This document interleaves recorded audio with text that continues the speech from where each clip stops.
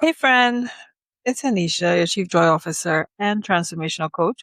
If you are new here, I am so glad that you stopped by. And if you're returning, thank you for coming back. This is where midlife professionals and entrepreneurs navigate the beautiful chaos of adulting with raw honesty, a healthy dose of humor, and a whole lot of heart. Now, this is one of my follow up podcast. Today, I released an episode on the importance of taking action in our lives in our 40s. But I really wanted to come back in and follow up on some of the aspects around why it's sometimes difficult and how we could build a culture of taking action even in our 40s. So I also released another episode. You can check that out. And that one was about some of the problems that we face in midlife, some of the challenges that keeps us from taking action as we should.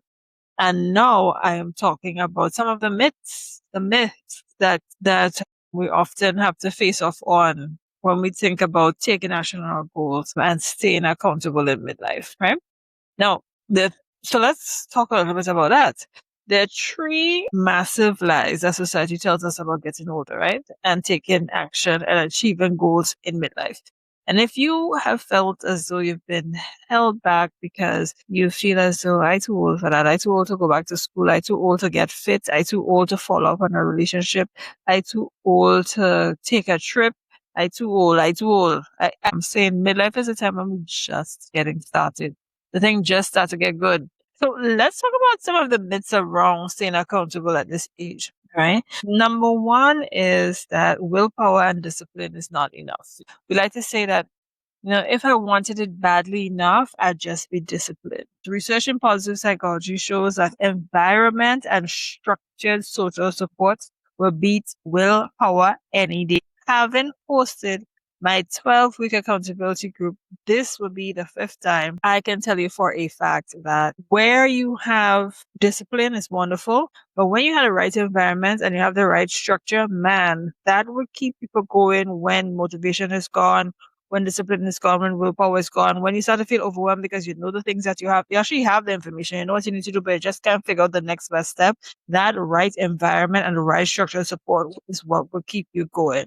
Because life becomes increasingly complex in this age, just 40 plus, a number of different things running at the same time. And so relying just on motivation, of course, can easily lead to exhaustion. Now, this is not to say, I know some people, when they say they're going to do it, they're going to do it.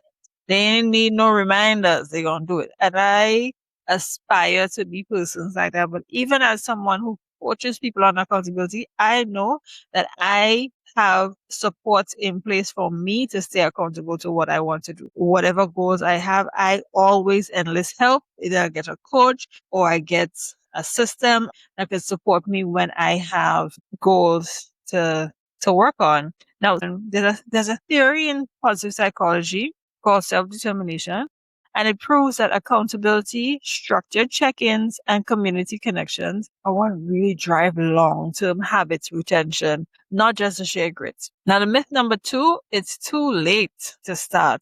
You know the saying, you can't teach an old dog new tricks? Well, I don't know. I think that might apply for the dog, but I can tell you that for us, that's just not true. Neuroscience proves that your brain can literally rewire itself and build new habits, even complex skills into middle age and well beyond. Look, the other day I was helping my grandmother get set up on a new cell phone because my sisters and them thought it was a good idea to get granny a cell phone. And well, boy, I mean, it's good for her in a way because she listens to the radio and she has no, she would tell you, yes, what I hear they say this on the Facebook. So now she has the Facebook. She could look at it and see. So it helps to keep her current, but she's taking her time and she learning it. She may not learn it as fast as us, but I'm saying this to say that my grandmother is 86 and she is learning and growing every day on the internet.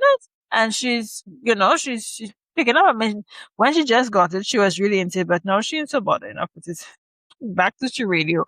But she was able to learn certain things, go on YouTube now and whatnot. So we are able to keep learning. Our brain has the capacity to build new habits and master skills way past middle age. So aging is not an excuse to close the door on your personal expansion. I don't want to hear that you can't get into the gym because you're too old. Actually, so getting older actually helps to give you additional experiences to process and helps you to apply new habits faster because of all the experiences that you already had learned earlier in your life. All right. So myth number 3 is accountability means you're being judged. Ooh, I get this all the time. So anytime I start talking about accountability, people start to get bristled and upset because it means that you're pointing fingers. The main person we have to be accountable to is ourselves. I think accountability is flawed or failed if all we can do is point out, so this person needs to be accountable to that and that person needs to be accountable to this, and we take no accountability for ourselves. True accountability starts with you. It starts with you. You must know what your role is in the thing. If not, your process of identifying accountability, of living accountability, of doing accountability is not complete. And true accountability also is not to punish anybody. In positive psychology, effective accountability is rooted in safety and self-compassion. Now, if you know about Maslow hierarchy of needs, you know that physiological safety is at the bottom rung, is the base thing for human beings to thrive. So accountability is right in it comes in right in that rung. That basic thing that human needs to thrive. When you are able to see that something you're accountable for something and take action on it, and you do it with self-compassion, not guilt and not shame, man, that's how you really get through to life and you start thriving and moving forward up the ranks. Like you're able to you're able to show up better in your relationships and love and belonging. You're able to have better ideas and stay consistent with the big goals that you have. You're able to be more creative because you are accountable for who you are. You're accountable for the things that you're coming up with. You know, in a confident idea, you can trust yourself to see it through, right? So getting older is an opportunity to execute your wisdom and is not a reason to be less confident about yourself.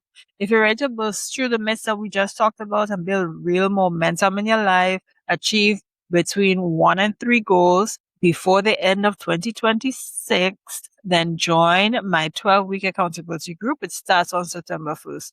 Registration ends on August 28th. So click the link that is in the description of this episode or in my bio if you're following me on Instagram, and join us. This is a wonderful opportunity for you to work on 1 to 3 goals, no more than 3. And we're going to be providing the right environment for you and the right support system so that you are able to do the thing that you said that you would do. I truly believe that midlife is the best time for us to live a life that not just that looks good, but feels great. And this accountability group is geared to help women who are ready to achieve and experience exactly that.